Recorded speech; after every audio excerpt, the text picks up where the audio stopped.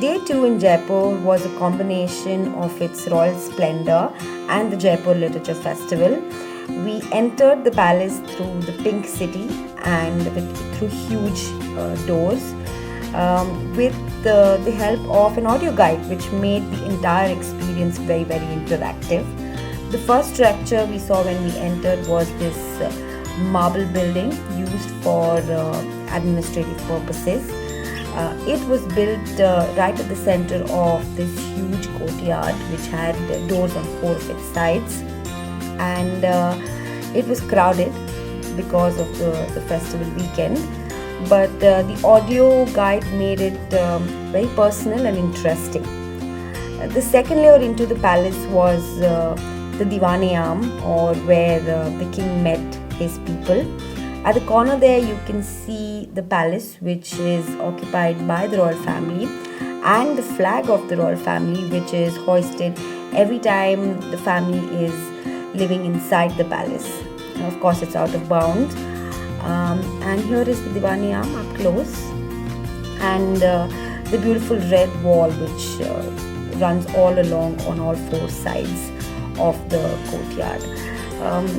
Of course, there were many stories of him meeting his people, listening to their problems, and so many more things. This you can see is the Ganesh pole, or the door which enters into this courtyard, where there were a lot of dances and entertainment for the king. The latticed windows is where the women could actually sit and enjoy these performances.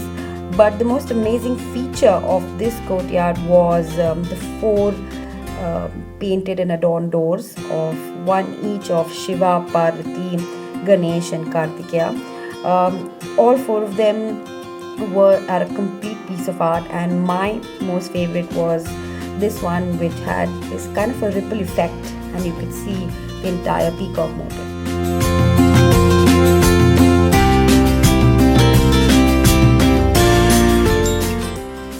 Inside the palace was this small mandali which was performing a puppet show for all the visitors. Rajasthan is known for its music, for its puppetry. There were a lot of dolls on sale also, decorated and dressed up, and I was really enthralled by the performance, as well as a lot of the young visitors. The Hawa Mehar, which lies right at the center of Jaipur, is something that I was looking forward to. I tried to capture the entire facade of the Hawa Mehar from the street below. It lies on a very busy street with the traffic moving at very, very fast speeds.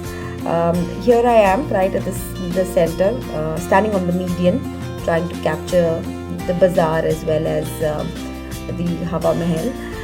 What also intrigues me is that every building at Hawa Mahal area is this lovely pink sandstone. We entered the Hawa Mahal through a narrow lane from the bazaars, but we were greeted inside by latticed windows and what it's really known for, ventilation and a lot of Hawa. Also a lot of beautiful palaces which led from one room to the other. Jaipur and Rajasthani architecture, I noticed, had something called the chhatri, or a canopy, which adorns most of its buildings, along with these latticed windows because of the parda system of their women. The colored glass all around their windows is also something very beautiful, because it floods the room with light of different colors. Well, Rajasthan is also known for its great food. So we headed to Lakshmi Mishtan Bhandar, where we had this Rajasthani thal. Yes, thal, because it had just so many things to eat, including dal bhati churma. Post lunch, it was back to the literature festival, and we entered the Diggy Palace. Today I got a little more shots. Here we are right at the middle of the action, where it's also known as the Trara Fun Lawns, which had all the main talks happening. The literature festival is very well organized with maps. Here is a very, very nicely creative map of the entire Digi Palace and the different halls and tents where different talks are going to happen. And it has a beautiful festive fervor with colors and lights, and just there is just so much positive energy into the entire place. Even if you weren't listening to the talks, it was just a delight being in this beautiful palace.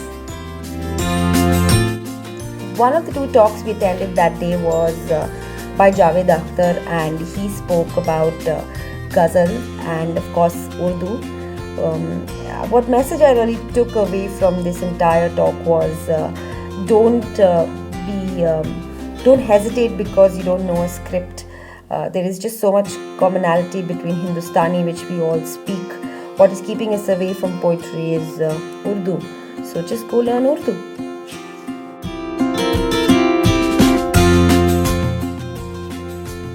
The second talk was by Gurcharan Das. There was Nandan Nilekani, and they were speaking about India and China.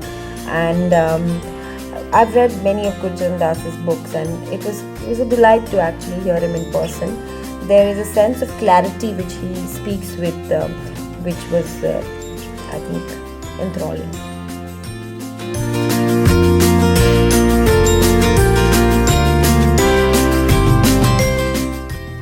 I'm ending today's vlog with my picture in front of the Jaipur Literature Festival poster. We bid goodbye to the festival because we were going to go out and explore Rajasthan from the next day.